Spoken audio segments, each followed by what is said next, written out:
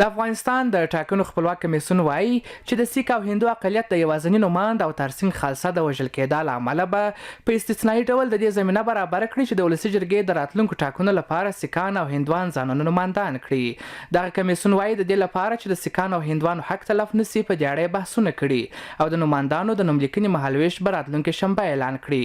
او ترسینګ خالصه چې د ولسي جرګې د کاندیدانو په ابتدایي لیست کې نوم راغلی و تېره یکشنبه په جلال آباد کې په یو ځانمرګي برید کې ووژل سو. د دې لپاره چې هغه حقوقي اړخ هم د سترګو نه ونغورځول شي او همدارنګه هغه تقویم چې باید د دې لپاره اعلان شي هغه وخت هم باید په نظر کې ونیول شي تر څو کمیسیون وکولی شي د دې دواړو ګزارشو په رڼا کې یو مسلکي پریکړه وکړي. ولې په هر حالت کې کمیسیون مصمم دی چې د دې یو حق ورکړي او دوی ته یو استثنایي زمینه مساعده کړي تر څو دوی بل کاندید راشي او ثبت نام وکړي او وکولی شي رقابت وکړي.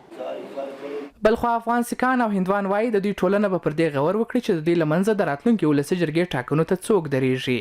د دوی په خبره دا د دوی حق دی چې باید ترلاسه یې کړي او په ولسي جرګه کې خپل استازي ولري چې د سیکانو او هندوانو غږ پورته کړي. دوی ټول چې جال شهیدان شو د مونږ شپېرنګرې او ټول مشران چې مونږ شهید سو مونږ خپل روح له لاس نه ورکړی و مګر بیرته مونږ خپل د وطن نه پرېږدو. مونږ افغان یو د افغانستان یو د افغان بچي یو د افغانستان بچیان یو. مونږ غواړو چې خپل حق وغواړو او دا مونږ بیرته دغسې یو نفراس خو نه لرو د هغه ځای خو نسو نیولی او د هغه ځای به ډکوو د دې ارمانونه به مونږ پوره کوو.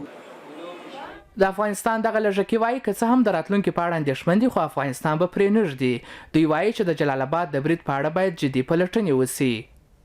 او موږ د دولت نه دا تقاضا لرو چې دا څېړنه وکړي او دا لټنه وکړي چې دا کې د کوم لاسو استخباراتو لاسو د بهرنۍ کسانو لاسو داخلي لاسو او موږ د دا شهیدانانو حق غواړو او دا د وینې تپوس به موږ کوو.